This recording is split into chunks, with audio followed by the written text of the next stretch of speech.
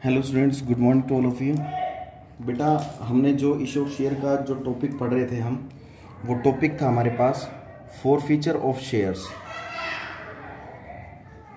Four feature of shares मतलब क्या होता है? फोर फीचर ऑफ शेयर्स का मतलब कि शेयर को जब्त कर लेना, शेयर को जब्त कर लेना। अब देखो, कंपनी जो शेयर होल्डर से शेयर जब्त कब कवर करती है? जब कोई शेयर होल्डर किसी कॉल्स की पेमेंट नहीं करता। मान लीजिए हमारे पास देखो 4 इंस्टॉलमेंट होती है, एक एप्लीकेशन की, एक अलॉटमेंट की, एक फर्स्ट कॉल की और एक सेकंड कॉल की। ठीक है, हमारे पास ये 4 इंस्टॉलमेंट होती है। मान लीजिए एक शेयर होल्डर ने एप्लीकेशन की पेमेंट कर दी, अलॉटमेंट की पेमेंट कर दी, फर्स्ट कॉल की पेमेंट कर दी और फाइनल कॉल की पेमेंट उसने नहीं की है। फाइनल कॉल की पेमेंट उसने नहीं की है, तो यहाँ पर क्या करेगी कंपनी? तो देखो, जब कोई शेयर होल्डर किसी कॉल्स की पेमेंट नहीं करता तो वो क्या कहलाती है बेटा? Calls in arrear. ठीक है, ये कॉल्स इन एरियर कहलाती है। और कंपनी क्या करती है कि ना, जब किसी कॉल्स की पेमेंट नहीं करता है तो कंपनी उसके शेयर्स को जब्त कर लेती है। That is called as a forfeited of shares. देखो, अब आप कहोगे सर कंपनी शेयर्स को जब्त करके करती क्या है? बेटा, कंपनी जब उससे शेयर वापस खोस लेती है तो उनको दोबारा क्या करती है? री इशू। क्या करती है? उनको दोबारा री इशू करती है।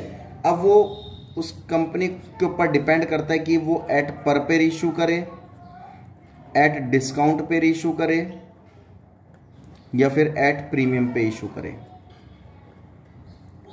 ये कंपनी के ऊपर डिपेंड करता है कि वो किस पर इशू करना चाह रही है। हो सकता है वो एट पर पे भी कर सकती है, हो सकता है वो एट डिस्काउंट पर भी कर सकते हैं और हो सकता है वो एट प्रीमियम पे भी उसको री इशू कर सकते हैं। ये बात तीनों चीज समझ में आ गई? तो कहने का मतलब बेटा क्या है कि कंपनी जब शेयर को फोरफिट कर लेती है तो उसको री इशू कर देती है, दोबारा री इशू करती है, जिसे कहा जाता है forfeited of share and re issue of shares. ठीक है, ये बात क्लियर करते हैं। अच्छा, जो शेयर फोरफिट किए जाते हैं बेटा उनको कंपनी री इशू करती है और फिर जो फोरफिटेड का जो अमाउंट होता है वो ट्रांसफर, पता है कहां कर दिया जाता है? Transfer to capital reserve. जो फोरफिट से जो अमाउंट आता है बेटा वो कहां ट्रांसफर कर दिया जाता है? कैपिटल रिजर्व में ट्रांसफर उसको हम कर देते हैं। इस कैपिटल रिजर्व में हम ट्रांसफर कर देते हैं। और कैपिटल रिजर्व में कब तक अमाउंट ट्रांसफर नहीं हो सकता? जब तक री इशू ना हो। अब एक एंट्री के माध्यम से हम देखेंगे। तो पहले इसकी एंट्रीज हम देख लेते हैं। एंट्रीज क्या होती हैं इसकी? किसकी? फोरफिटेड ऑफ शेयर्स की। फोरफिचर ऑफ शेयर्स की। ठीक है, किस तरीके से हम इसको वो करते हैं? सबसे पहले जब शेयर को फोरफिट किया जाता है, जब शेयर को, बेटा इसमें 3 एंट्री होती है। एक तो फोरफिचर की एंट्री। अब देखिए यहां पर होता क्या है। मान लीजिए उस व्यक्ति ने एप्लीकेशन के अमाउंट पे कर दी, अलॉटमेंट के अमाउंट पे कर दी, फर्स्ट कॉल के अमाउंट पे कर दी और फाइनल कॉल की नहीं करी। जिसकी नहीं करते हैं तो एंट्री क्या करते हैं बेटा? ये तो लिखना आप, शेयर कैपिटल अकाउंट डेबिट, ये तो लिखनी है। अब जिसकी पेमेंट नहीं की है, मान लीजिए उसने पेमेंट किसकी नहीं की है? सेकंड कॉल की पेमेंट। जिसकी पेमेंट नहीं करेंगे उसका नाम लिख देंगे to share second call account. अगर मान लीजिए वो फर्स्ट कॉल की भी नहीं करता तो to share first call account. ठीक है, जिनकी पेमेंट नहीं करता उसका नाम लिख दो एंड टू शेयर फोरफिचर अकाउंट। ठीक है, तो कहने का मतलब पता है क्या है यहां पर? कि उसने इन तीनों की पेमेंट कर दी तो ये तीनों का अमाउंट क्या कर लेगी कंपनी? उससे जब्त कर लेगी। तो इन तीनों का अमाउंट तो हम इसमें दिखा देंगे। सेकंड, जिसकी पेमेंट नहीं करी उसका अमाउंट यहां दिखा देंगे और इन दोनों को टोटल करके बेटा यहां दिखा देंगे। इसकी नरेशन कर देना बीइंग वर्ड यूज करके और शेयर फोरफिटेड। ठीक है, ये बात समझ में आ गई? दूसरी बात अगर हम करें कि भाई एक तो भाई पहले तो एंट्री होगी फोरफिटेड की। पहली एंट्री किसकी होगी? फोरफिचर की, जब शेयर फोरफिट किए जाते हैं। सेकंड एंट्री आती है बेटा किसकी? री इशू की। किसकी? री इशू की। सेकंड एंट्री किसकी कर देते हैं हम? री इशू की। अब री इशू की एंट्री कैसे करते हैं भाई? जब री इशू करेंगे तो bank account debit to share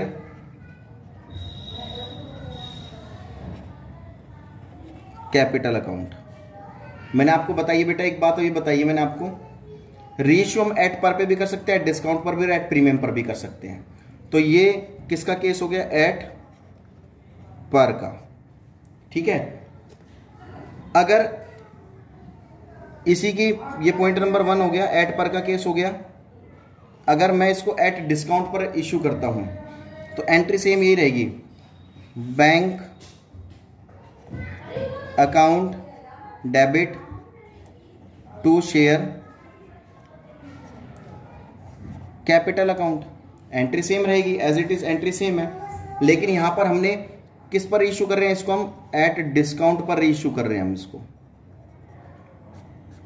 at discount पर इशू करेंगे तो यहां पर डिस्काउंट देखो, जब री इशू शेयर को हम डिस्काउंट पर करते हैं, जब भी री इशू शेयर हम डिस्काउंट पर करते हैं तो बेटा यहां नाम दे दिया जाता है शेयर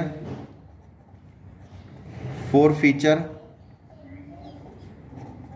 अकाउंट डेबिट। ये मतलब किसका अमाउंट होता है? ये बेटा डिस्काउंट का होता है। यहां पर हम डिस्काउंट अकाउंट डेबिट नहीं लिखेंगे, किस नाम से दिखा देंगे? Share for feature account debit. तो समझ लेना डिस्काउंट पर इशू किया गया है। तीसरी बात अगर हम करें, अगर हम उसको एट प्रीमियम पे इशू करते हैं,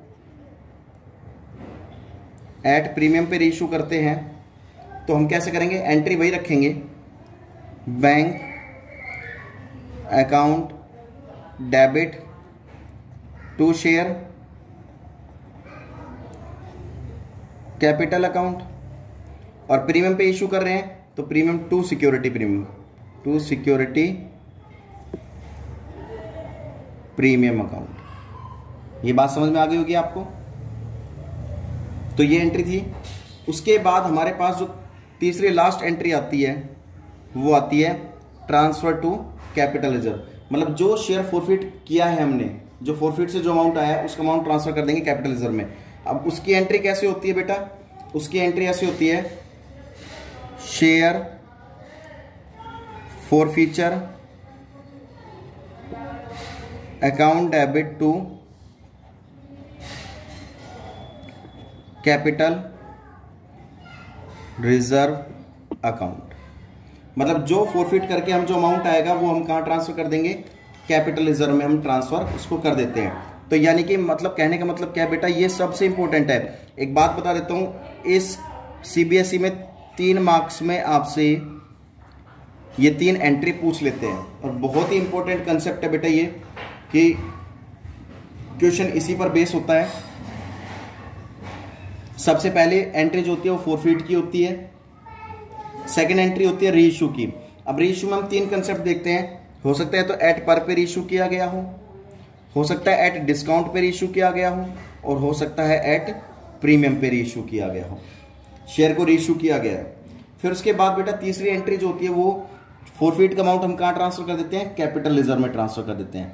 ठीक है, तो शेयर कैपिटल रिजर्व में तब तक ट्रांसफर नहीं हो सकता जब तक रीइशू ना किए जाए।